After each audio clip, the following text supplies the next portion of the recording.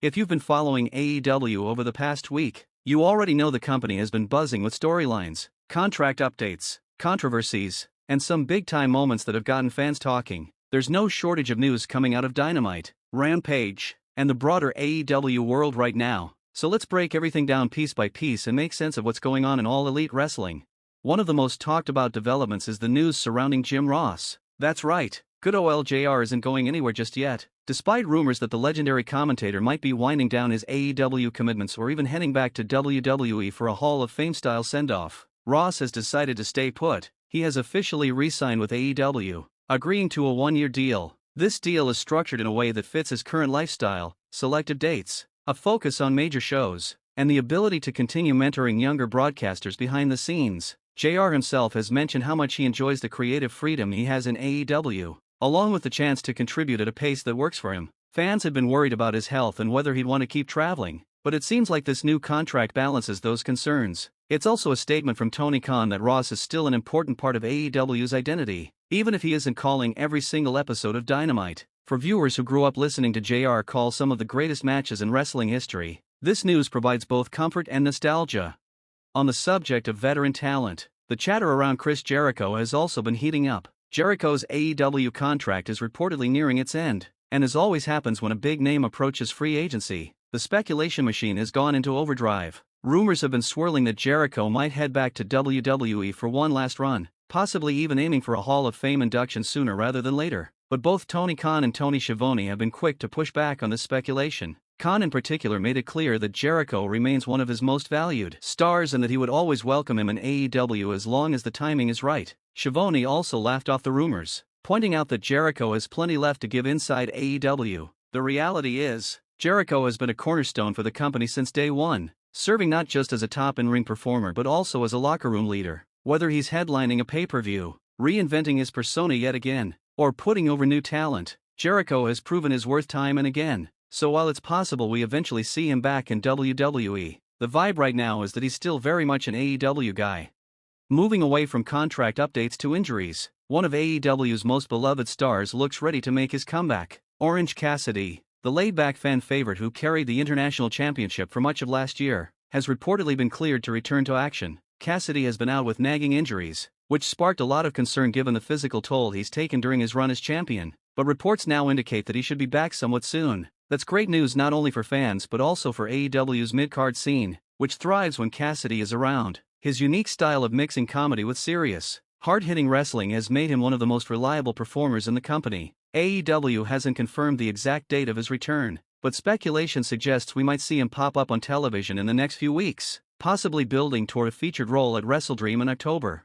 While there are positive stories like Cassidy's return, AEW did suffer a bit of a setback with their TV ratings. Dynamite's special show from Philadelphia's legendary 2,300 Arena, better known to fans as the ECW Arena, was supposed to be a historic and nostalgic night. The company leaned heavily into honoring the legacy of ECW, paying tribute to the promotion that helped revolutionize wrestling in the 1990s. The crowd was loud, the atmosphere was unique, and the card was packed with energy. But despite all of that, the ratings told a different story. Dynamite tied for its lowest demo rating of the year. For Tony Khan and his team, that's a head-scratcher. You put on a show in one of wrestling's most iconic venues. You deliver storyline progression. You give fans a special night, and yet the numbers just don't reflect it. Some critics are chalking it up to competition from other television events, while others are pointing to fatigue in AEW's current storylines. Whatever the case may be, it's a reminder that nostalgia alone can't guarantee strong ratings. Even though the show dipped in viewership, it gave us one of the biggest storyline developments in recent weeks, the reunion of Hangman Page and Kenny Omega. These two have one of the most complicated and emotional histories in modern wrestling, ranging from tag team partners to bitter rivals and everything in between. On Dynamite in Philadelphia, we saw Omega back Page up against the Callis family, which eventually set the stage for them to join forces again. AEW wasted no time announcing that the two will team up with Jet Speed in a big multi-man tag match against the Callis family and the Young Bucks. For longtime fans of AEW's early days, seeing Hangman and Omega back on the same side is a goosebump-inducing moment. Their partnership was one of the defining stories of AEW's first few years, and even if this is only a temporary reunion, it's the kind of storytelling beat that brings fans back in.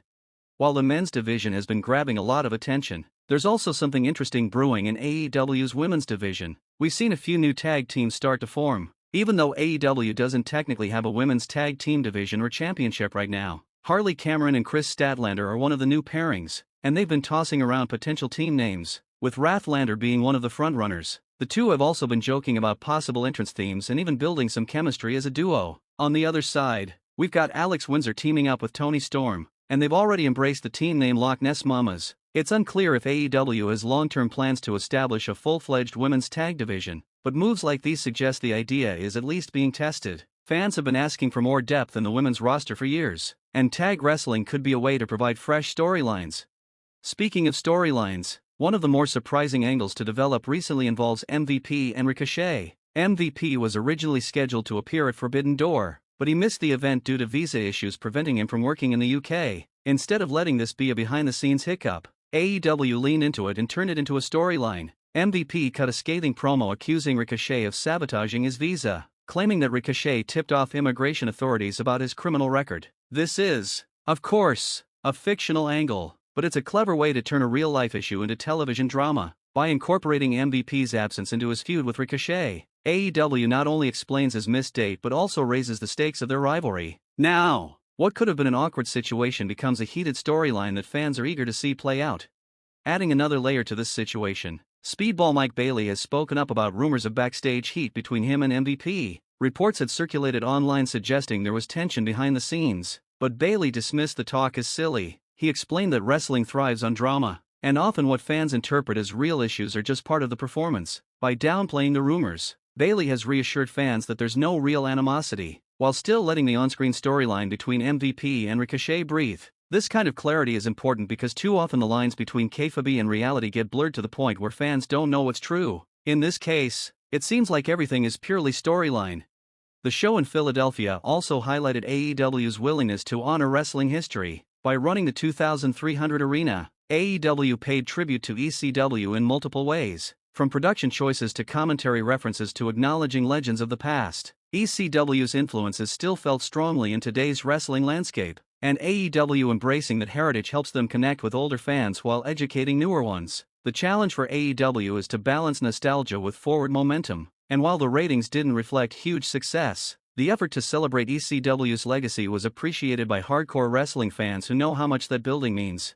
Behind the scenes, AEW is also making moves to strengthen its production and backstage team. The company has brought in Nathan Cruz, a veteran of the British independent wrestling scene. Cruz has been around for years, honing his craft across the UK and Europe, and now he's bringing that experience to AEW in a backstage capacity. Moves like this don't always grab headlines, but they matter because they expand AEW's brain trust and add new perspectives. The company has been criticized in the past for some production hiccups and uneven storytelling, so having more experienced hands behind the curtain can only help.